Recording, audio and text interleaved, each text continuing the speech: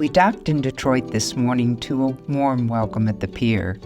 There's so much to discover in this city that is experiencing an amazing rebirth. But our first stop goes back to the roots of Detroit's fame, and that centers around Henry Ford.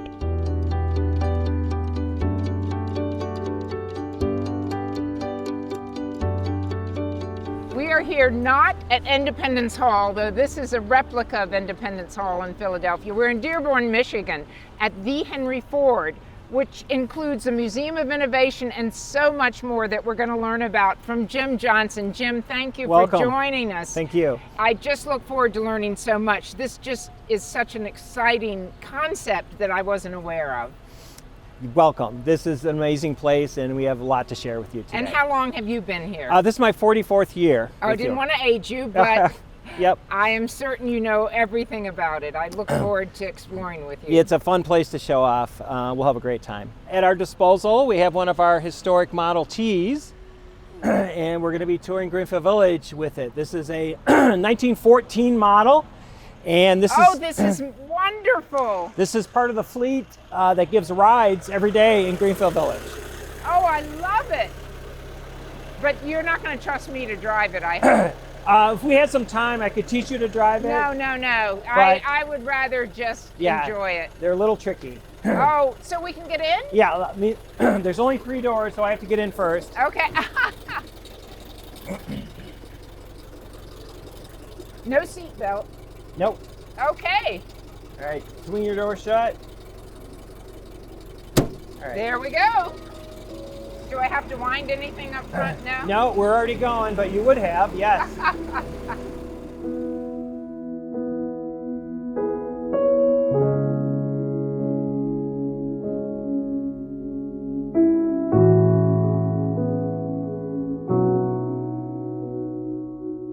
Greenfield Village is an open-air historical museum Henry Ford created to showcase and preserve examples of everyday life in turn-of-the-century America. It's complemented by the objects Ford collected showcased in The Henry Ford. The mix of Model Ts, cars, houses, stores, and objects in both may appear eclectic, but seen together, they tell an important story of life evolving in a rapidly changing society, thanks in large part to the introduction and affordability of the Model T. A man before his time in so many ways, Ford's vision continues to be realized as both the museum and the village continue to evolve, telling the story of American vision, perseverance, and genius. Oh, this is beautiful. Yeah, this is the grand entrance. This is what we call the clock tower entrance, and this gets us to what we call the promenade, which is a kind of spectacular architectural gem, recreated based on 18th century architecture, but the main focal point is Independence Hall. I didn't expect this coming to the Henry Ford. Right. I was expecting a little more automotive factory. This is exquisite. Mr. Ford wanted really the most American building he could think of to represent the front piece of what will become his museum. Independence Hall. Yep. It is beautifully done. Thank you for showing us around.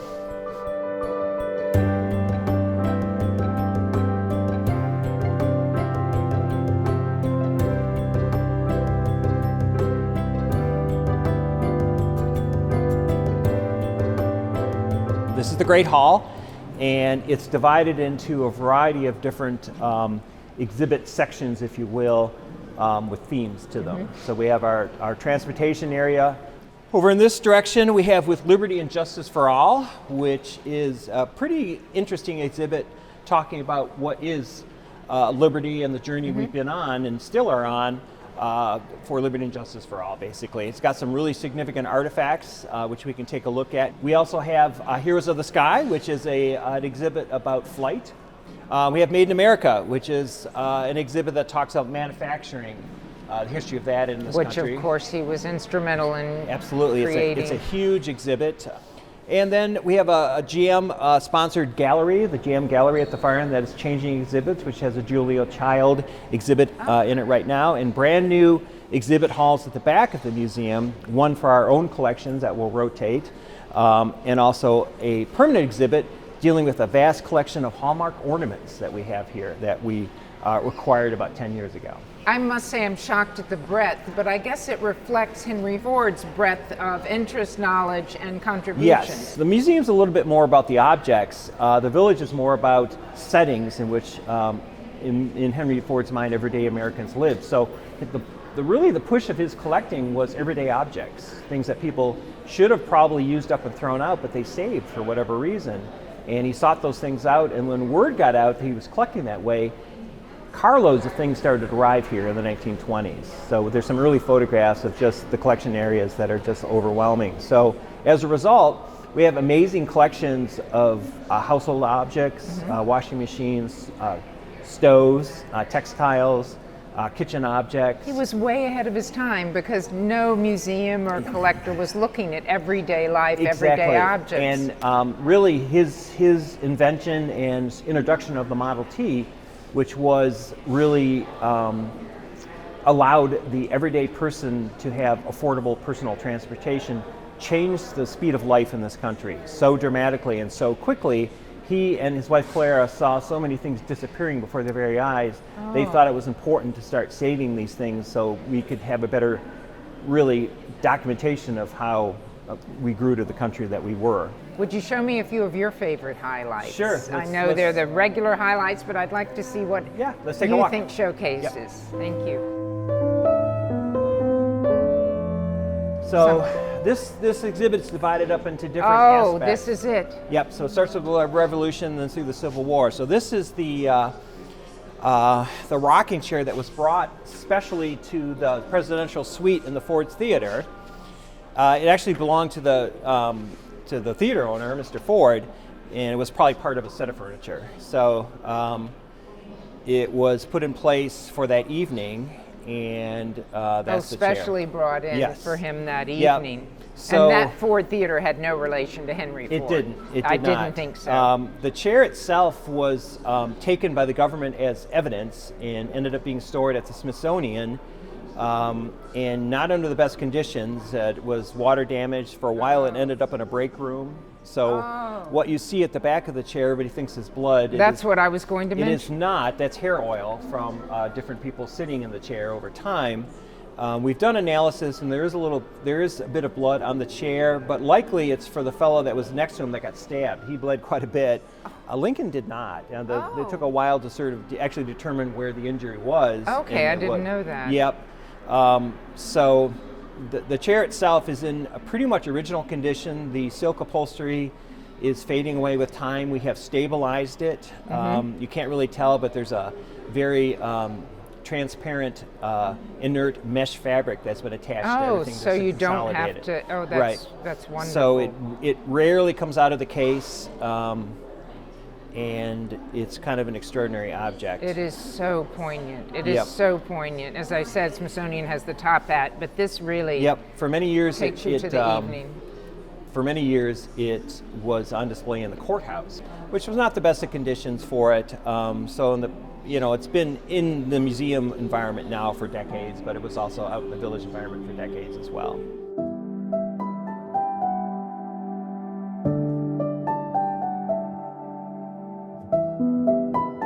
So this is Rosa Parks' bus. Yeah, and this was very much a hulk when it was first discovered, along with several others in a field. It was being used as a storage container.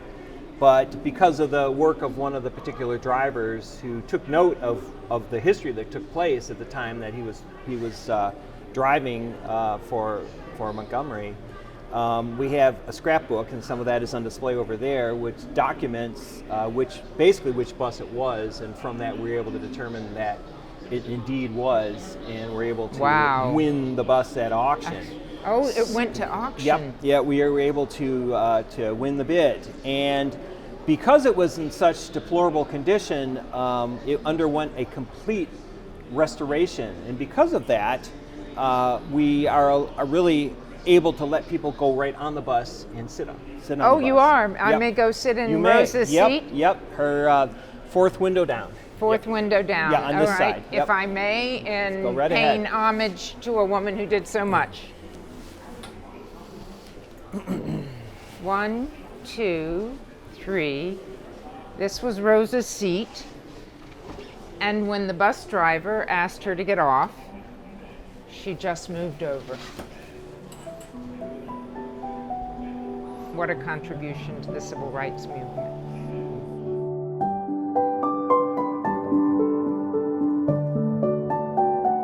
Her act of courage really cost her and her husband everything.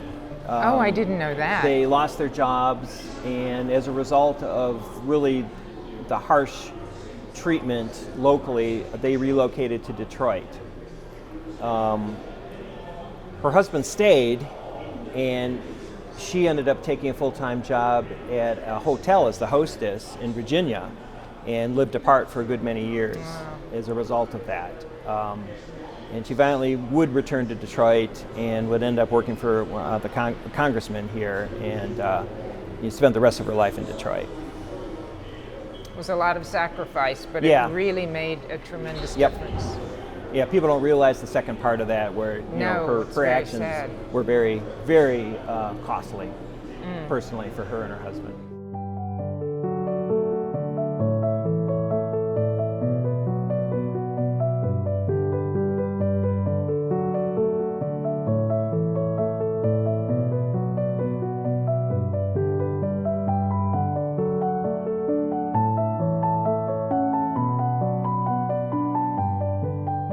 This one originally was an open convertible. Well, as we all have seen in the film. Yep, and for whatever reason, it was returned to Ford, and it was completely redone and made into a closed armored limousine, and then went back into service at the White House.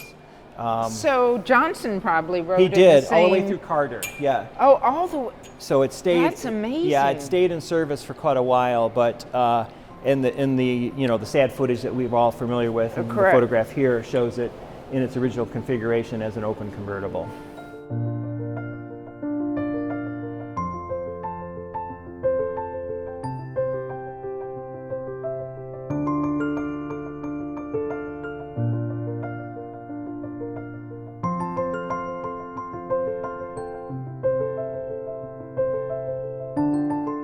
As soon as there was more than one car in town, racing began. Okay. So, that was my question. When Yep. did it begin? It didn't right. take much. Along with the concept for auto insurance, because in a small town, I forget the name of it, there were two cars, and they ran into each other on the main street. Oh, only two in the whole town. Right. Our time in the museum had come to an end, but the hours we spent there and at Greenfield Village had a profound impact on me. Jem told me the stories, but it was the meticulous curation of objects, homes, and almost entire towns that created a unique walk through history. Unlike other sites and museums, this walk was in the shoes of everyday people. People who made history, like Rosa Parks, and many more who lived through times of immense change and challenges and thrived.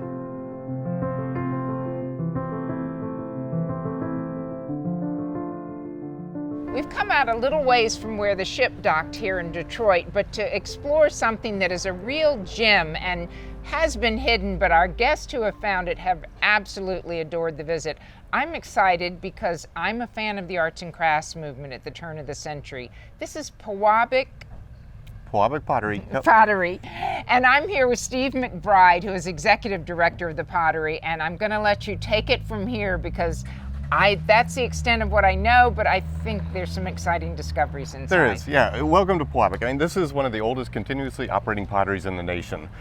We were founded in 1903, so just for context, the same year as Ford Motor Company. And we've been in this building working pottery since 1907. Mm-hmm. This is a National Historic Landmark. We still use it. We still use our original equipment, our 1912 clay mixer. And so you can come, you can kind of get a little history and how we make things, and then, participants can actually, do some of the tile glazing and learn how we make some of our tiles. Should so you we- want to take a look in? Thank you.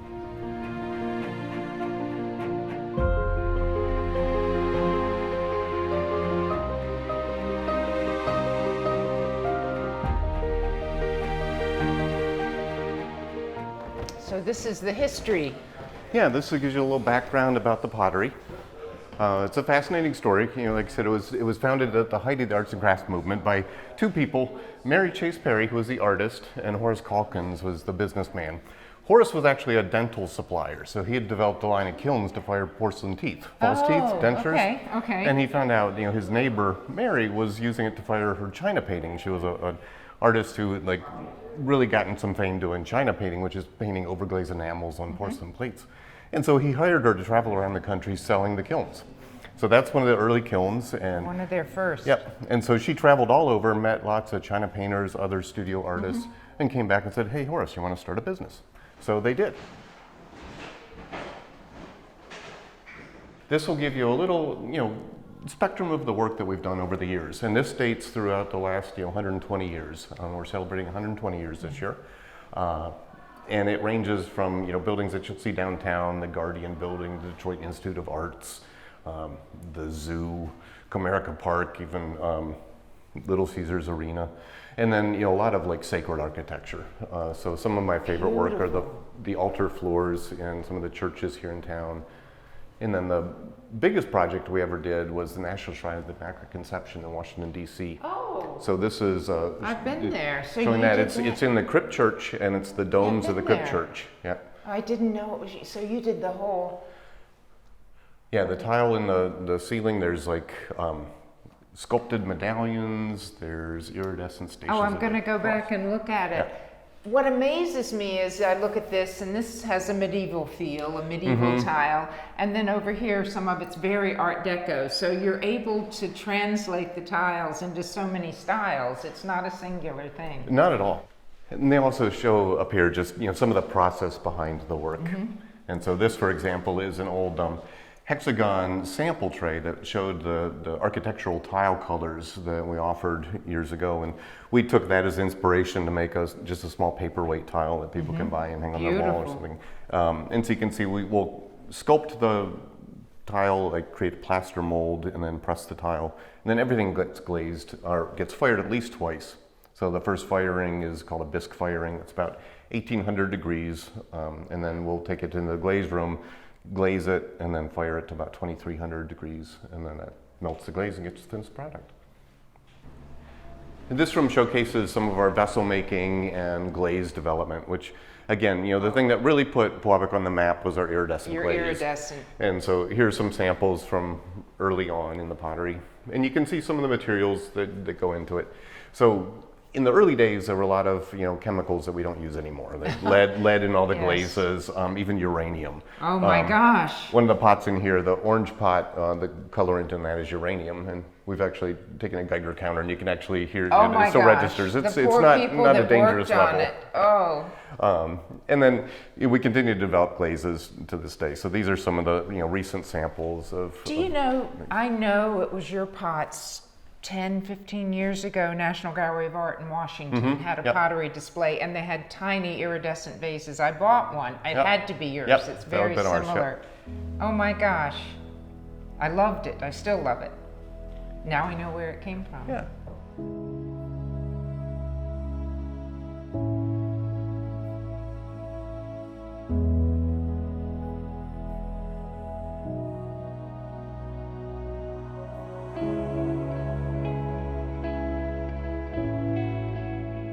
This is our architectural tile showroom. So this is where you would come if you wanted an architectural project for your home. To help design it. With one of our designers. I see the inspiration. Yeah. But we've also set this up to show what participants on the cruise can do to learn to paint a tile. If you want to learn to kind of how we hand paint the hand-painted tiles. Only if it doesn't require much talent. No, it's just okay. Kind of like painting by numbers. Oh, okay. I might be able to do it, but I would love to. Yeah. And so what we've got here is one of the bisque tiles. All right. And so again, it's been fired once. And then we've got these vials of glaze. Okay. And you choose your And colors. you choose your color. And here's you can some tell- inspiration. Yep, there's some inspiration. And you can see the glaze doesn't look the same in the raw form as it does once it's fired. No.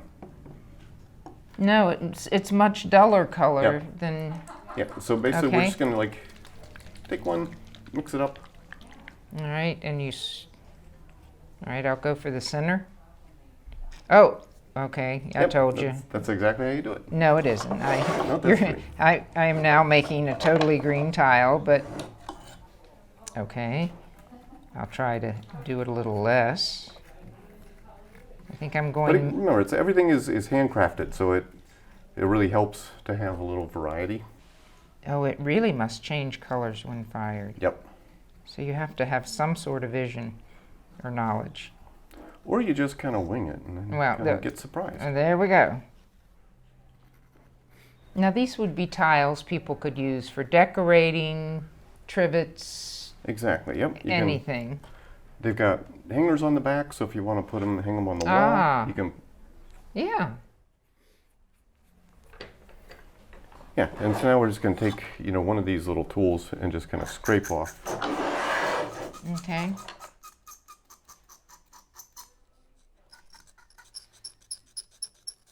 Do I blow off that powder then?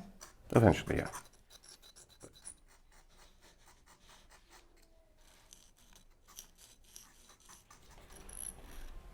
Okay, I think I've somewhat cleaned it up. Yep. All right. So just like flip it upside down, just knock it a little bit there.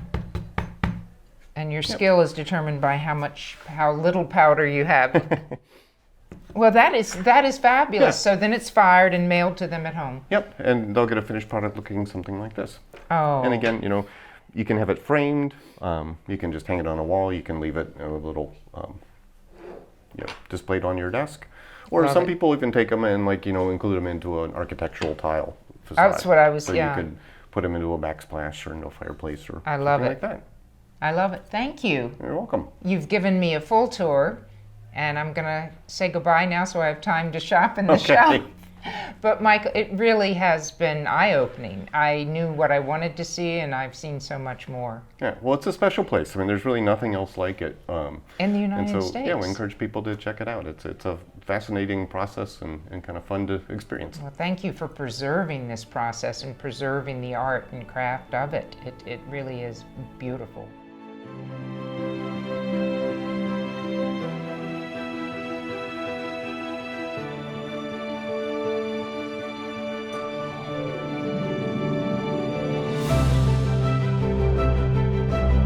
Next time, we visit Alpena, Michigan, Algama, Wisconsin, and then on to historic Mackinac Island, where, at the famous Grand Hotel, we learn how they finessed prohibition to great advantage and enjoy an elegant high tea.